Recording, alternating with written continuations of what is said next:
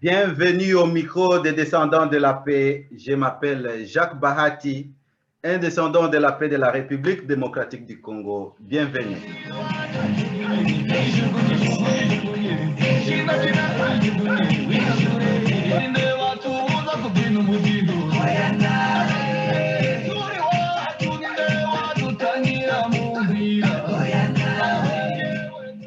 Merci aimable pour la chanson et au fait, il dit que personne ne peut nous empêcher de nous réjouir parce que nous sommes chez nous.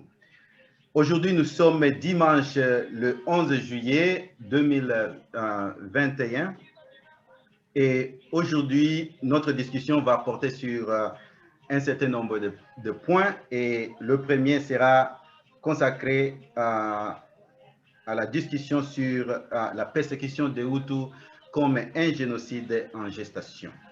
Et le deuxième point sera consacré à comment nous, le peuple congolais, pouvons aider au succès de l'état de siège. Et enfin, nous allons demander au monde d'être témoins, de ne pas se voiler les yeux, parce que les images de criminalité, de la violence qui se passe à l'est de la République, c'est inimaginable. Une fois de plus, bienvenue.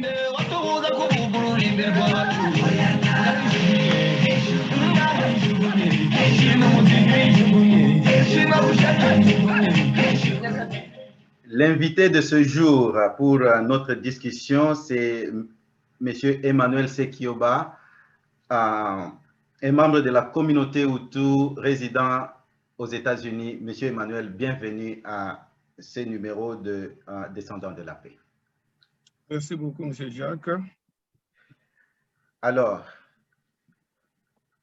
la situation sur terrain à l'est de la République démocratique du Congo fait état d'une sélection ethnique pour les voyageurs Hutus qui quittent le Petit Nord, c'est-à-dire le Rutshuru, vers Beni, Butembo et vers l'Ituri. Nous avons des informations selon lesquelles les voyageurs sont sélectionnés par leur nom et ceux-là qui portent le nom de Kihutu, ils sont arrêtés et empêchés de continuer leur voyage. En date du 30 juin, il paraîtrait que M. Shadari Sebuhoro, Imani Bachoka, Tumaini Makutano étaient sur leur chemin vers l'Ituri et ont été empêchés de continuer leur chemin autour de Butembo.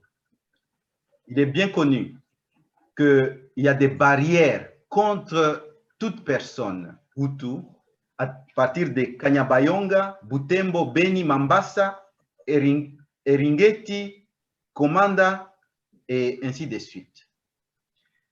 Je me demande comment est-ce que nous pouvons exister dans un pays où certaines personnes sont à mesure de voyager et d'autres personnes ne peuvent pas voyager. Monsieur Emmanuel, qu'en faites-vous de cette situation?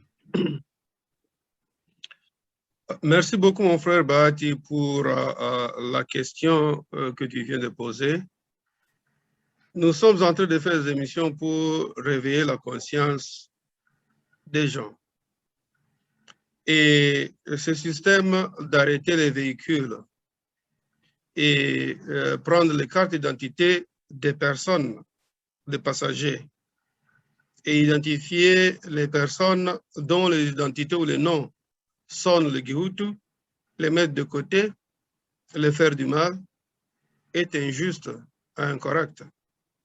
Il faut les condamner, il faut demander à l'État de penser à cette question qui a perduré, parce que ça, c'est une stratégie utilisée par le nazi, ce qu'on appelle le filtrage.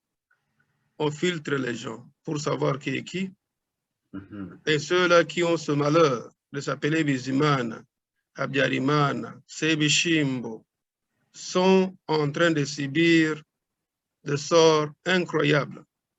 Pourtant congolais, se promenant sur leur territoire, comme la Constitution leur donne l'autorisation, et ils se font tuer ou déranger par les amis du Nord. On ne sait pas exactement qui fait ça, mais nous sommes en train de faire des investigations sur le terrain pour savoir exactement d'où vient ce comportement qui vient de durer plus de 20 ans.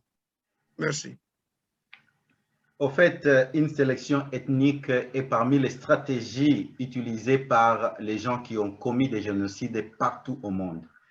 Et nous pensons que le gouvernement congolais doit se saisir de cette situation parce que, au fait, ce qui se passe, c'est un génocide en gestation. Et notre second point va porter maintenant sur une réflexion sur comment nous tous les Congolais, pouvons aider l'état de siège à donner de fruits. Monsieur Emmanuel, moi je suis très convaincu que dans chaque famille, si quelqu'un est un brebis égaré, impliqué dans les crimes et la violence qui existe depuis plus de 20 ans à l'est de la République, les membres de la famille le connaissent. N'est-il pas possible que le gouvernement puisse être, disons, un peu plus proactif et mettre des dispositifs en place afin de demander à chaque famille de dénoncer leurs membres qui est un brebis égaré? Ne pensez-vous pas que cela peut aussi aider à la réussite de l'état de siège? Votre réaction, M. Emmanuel? La question de la sécurité chez nous et de l'aide que la population doit, ce n'est pas que peut, doit apporter au gouvernement militaire qui dirige le Nord Kivu et l'Ituri est une question profonde parce qu'il est clair que les armes ne vont pas nous amener à elles seules la paix. Mais ces brebis égarés dont vous parlez ne sont pas les seuls parce qu'il y a aussi des brebis égarés mentalement. Il y a des personnes qui, jusqu'à présent, malgré nos cris, malgré nos vidéos, malgré nos demandes, ces personnes-là ont provoqué des dégâts humains par leur rhétorique. Et jusque-là, on n'en parle pas. On ne sait pas ce que l'État fait. Et j'espère vraiment que l'État congolais s'en charge. Nous leur demandons seulement que d'ici là, nous puissions voir qu'eux-mêmes prennent un devant pour montrer à la population qu'en fait, l'état de siège et l'état de droit vont ensemble. Pour les brebis égarés, je vais encourager toutes les familles, effectivement, d'aider l'état de siège à réussir. Et l'état de siège réussir ne signifie pas qu'il faut seulement aller arrêter les personnes qui disposent des armes dans leur maison, mais aussi c'est de leur interroger pourquoi ils les ont, d'où ils ont eu ces armes-là. Parce que sans savoir les causes, il sera difficile de soigner les conséquences. Nous sommes tous prêts, nous le faisons. Ces vidéos en parlent. Nous demandons aux familles de traquer ou de donner à l'État les moyens de trouver ceux-là qui sont des fouteurs de troubles, que ce soit chez nous que partout ailleurs. Mais ce qui est important, c'est de savoir pourquoi il y a des armes qui circulent partout, pourquoi il y a des gens qui sont mécontents les uns des autres, et pourquoi l'état de siège ne pourra pas avoir des solutions escomptées si l'État, à travers leur gouverneur, ne considère pas les pistes de solutions que nous leur donnons. Que la justice soit faite contre ceux-là qui ont toujours une rhétorique de provocation, que ceux-là qui disposent des armes dans leur maison soient bien interpellés, et que surtout, le fameux génocide qui est préparé contre le Hutu soit bien étudié et stoppé avant que ce soit tard. Parce que vous savez, mon frère, on compresse un ressort. Mais à un certain niveau, ça ne se compresse plus. Qu'est-ce que ça se passe après ça? Ça rebondit dans le visage de celui-là qui le compressait. C'est pour dire que l'État congolais doit prendre ses précautions pour essayer de résoudre ce problème avant qu'il ne soit tard. En effet, la prévention, elle est la meilleure solution dans ce cas. C'est pourquoi nous amenons ces messages de paix à tout le monde et nous en appelons à notre population, particulièrement ceux-là qui vivent dans le petit nord, disons de la province du Nord Kivu, de ne pas suivre l'exemple de ceux-là qui vivent dans le Grand Nord, les Beni Butembo, en empêchant des voyageurs d'exercer leur droit constitutionnel de voyager librement. Mais cependant, le peuple Hutu de Buisha, ils doivent aussi, leurs droits doivent être aussi respectés. On parle des crimes, mais nous ne devons pas nous voiler les visages. On entend parler de mort, mais il faut voir comment les gens sont torturés pour en savoir plus. Et j'ai sélectionné certaines images qui nous parviennent en ce jour et d'autres images qui nous sont parvenues il y a peut-être l'année passée pour montrer à l'opinion nationale et internationale ce qui se passe.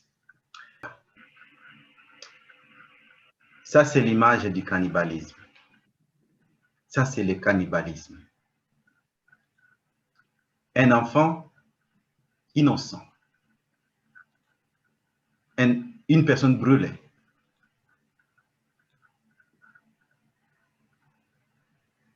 Non seulement ils ont attaché la personne, mais aussi ils l'ont coupé la tête. Il y a les bâtons, et il y a la tête, il y a des corps sans vie et leur tête à côté. Et voici ce qui se passe. Ça, c'est une dent, la tête à côté. Ces images sont horribles, mais c'est ça le Congo. C'est ça le Congo, c'est ça la criminalité qui se passe en RDC.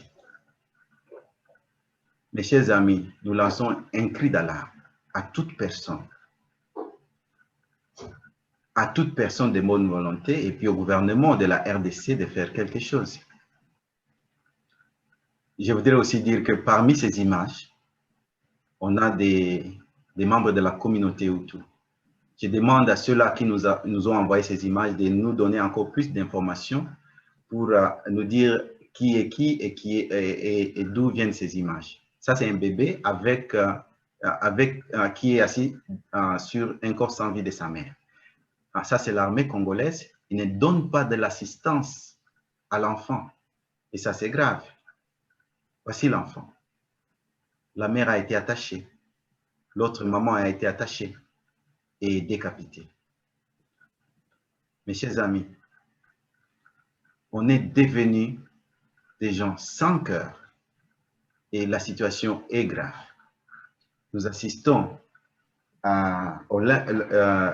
comment on dit, je ne sais pas le mot en français, hanging. C'est grave. Regarde les enfants qui sont attachés par pendus. Qui sont pendus, merci. Qui sont pendus. Qu'est-ce qu'ils ont fait? Des pierres, justice populaire. Des bâtons. Mes chers amis, ça c'est un enfant tenu par le cou. Ça, on sait que cet événement, c'est l'événement du 1er juillet de cette année. Un enfant de Hutu tué parce qu'il est enfant de Hutu. Sa maman, disons la mère du village, violée.